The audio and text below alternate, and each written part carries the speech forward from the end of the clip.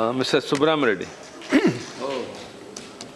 Sir, the recycling of ship bill 2019. The bill defines ship recycling as the dismantling of a ship at a factory to recover the components and materials for reuse, taking care of hazardous materials so produced. It includes associated operations such as storage, treatment of materials, components. This is the actual bill. Now, under clause 3, the bill says the central government shall designate an officer not below the rank of joint secretary at a national authority.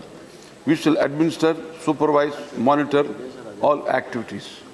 Now, I want to know how a single officer can carry all these activities when the whole activities are involved with the Minister of Environment and Forest and also Baba Atomic Research Center in case of radioactive materials.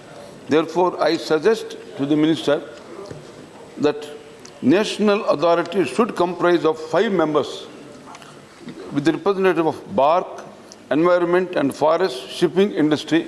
So at this point, my suggestion, Minister, Honorable Minister, while giving a reply, he has to respond to me what is his view on this.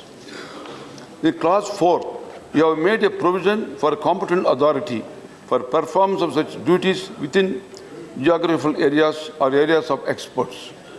So competent authority should be constituted like a committee with the representatives of the stakeholders so that the best of professionalism and expertise, they will take a decision.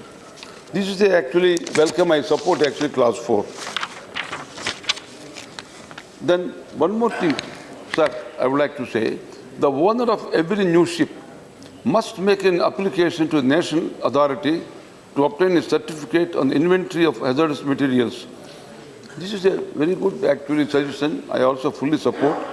Existing ship owners must apply for a certificate within 5 years of the commencement of the Act. The certificate must be renewed every 5 years. It must be maintained and updated through the life of a ship to reflect any change in the ship's structure and equipment. Certificate may be suspended for various reasons, such as the ship not complying with the particulars of certificate or not maintaining inventory of hazardous materials properly. So these requirements will not only apply to warships, or other ship owned and operated by administration and used by the government, non-commercial services, which I also appreciate this point also. Then recycling facilities. Ship will be recycled only in authorized recycling facilities. This is a very good idea. An application to authorize such a facility should be submitted to the competent authority, which will be notified by the central government, along with the ship recycling facility management plan and prescribed fees. Existing facilities must apply for authorization within 60 days of the commencement of the Act. A facility will be authorized when the competent authority is satisfied that it follows the specific standards. I also would like to say the certificate of authorization will be valid for a period as specified but not exceeding 5 years. So contravening these provisions will be punishable with the imprisonment of up to 1 year or fine of 10 lakhs or both. So I would like to know in this connection, what is the mechanism by which authority will monitor that the companies are strictly followed the specific standards? This also I want a response from the Minister. Then also, each ship recycler should maintain adequate measures for emergency preparedness and response, safety, health, training and welfare of workers as per Factories Act 1948. So it must also provide insurance coverage for regulator and temporary workers. Now, sir, recycling process. A ship owner must apply to national authority for recycling certificate before recycling his ship. The ship recycler must prepare a ship recycling plan which should be approved by the competent authority. So each ship will be recycled after obtaining written permission authority. So I would like to know how actually this system also is being monitored and to what extent you will be able to control it. Then every ship recycler must ensure safe and environmentally sound removal of management of hazardous material from the ship and also comply with the specified environment regulations. They must also ensure that no environmental damage is caused due to such recycling. On contravening these provisions, ship recycler will be liable to pay environmental damages and clean up the operation compensation as prescribed.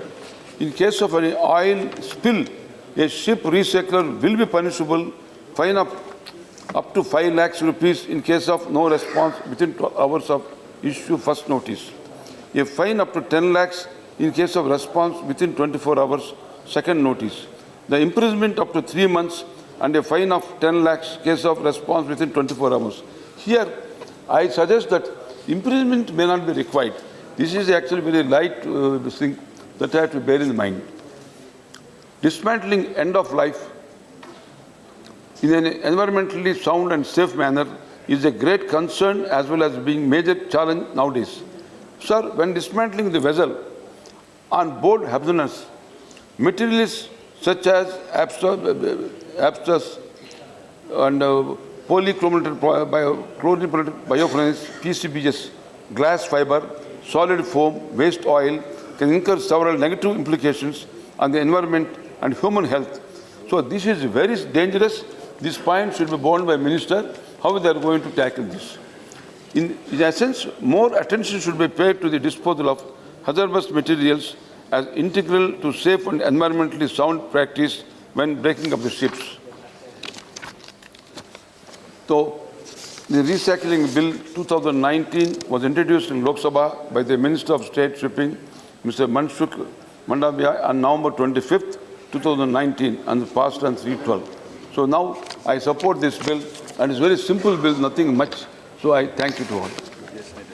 Thank you, Mr. Subbarami Reddy.